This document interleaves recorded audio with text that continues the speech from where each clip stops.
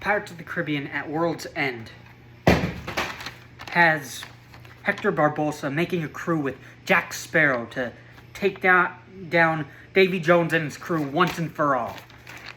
So the positives on this film are, I like the inclusion of Barbossa on the hero's side. He was one of the most interesting characters in the first movie, so it's great that we get more screen time of him.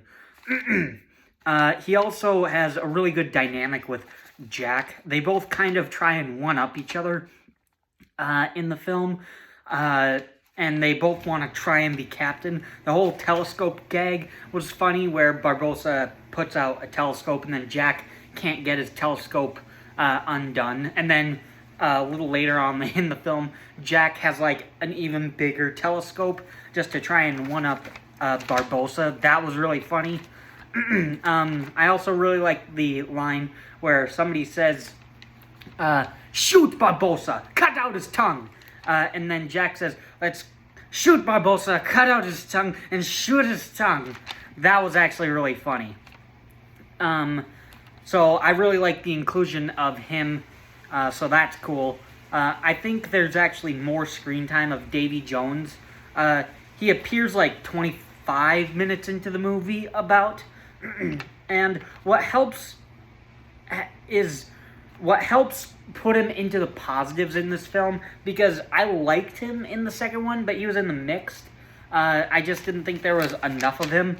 What puts him in the positives here is that he's actually in the final battle in this movie, actually fighting people.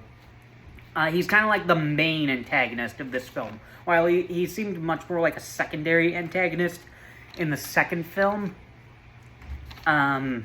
compared to like Cutler Beckett or even James Norrington. Kind of felt like more of a villain than Davy Jones in the second one. But in this one, what actually puts him in the positives is that, for Davy Jones, is that he's fighting people in the climax of the movie. So I enjoy that. And the action in the movie is pretty good. I really like the Singapore battle in the beginning. There's some good shooting. There's some good action in the middle of the movie. And then at the end is the final sword battle against like every character. That's awesome. It's got cannons shooting, sword fighting. It's the huge climax of the movie. There's a good 20 minutes of sword fighting and cannons shooting. You also see Jack spinning around on the ship, trying to shoot Davy Jones. And their fight is actually really good, and I really like the wedding scene part of the fight, where Hector Barbossa marries Elizabeth and Will. That was actually really cool. That was an interesting scene. So I think the final fight is actually really awesome. It actually kind of closes the franchise to an end, so I really liked that. Now on to the negatives. The first negative is Captain Jack Sparrow doesn't show up until like 30 minutes into the movie. And it's unfortunately kind of felt in the movie. I wish that really wasn't a plot point of like, let's get a team to go save Jack Sparrow. That was kind of boring. But at least they kind of make up with that in the first scene with Jack Sparrow. There's a lot of them. But what they should have done was start the movie with Jack Sparrow in that other dimension or whatever it was. Start off with that scene, have the movie play out as is, and then Jack Sparrow comes sailing down on the sand hill with the ship, and the characters are already there. That would have been better. That actually kind of would have been a cool intro for Jack Sparrow in the movie.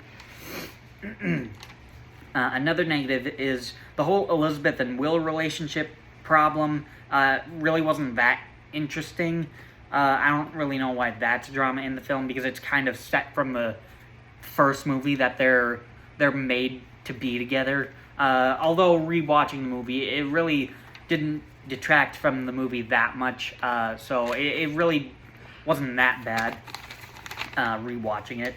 And the final negative is, I think the movie's a bit too long. It's almost 3 hours. It's like 2 hours and 48 minutes. So they should have cut something out. And going along with the first negative, they would have cut 30 minutes out of the movie if they just started from when we first see Jack. Because we don't see Jack until 30 minutes into the movie. So cut out like that first 30 minutes, and that actually would have been a lot better. So with As Is, it can kind of drag from time to time in the movie. But that's it for negatives. In the end, I have a good time with this film. There's more Davy Jones, there's more action, and I think it actually makes for a good final chapter in the Pirates of the Caribbean franchise, if it was the final chapter. But in the end, I do think it is a pretty good movie. I enjoy it. That's my review on Pirates of the Caribbean at World's End. Thanks for watching.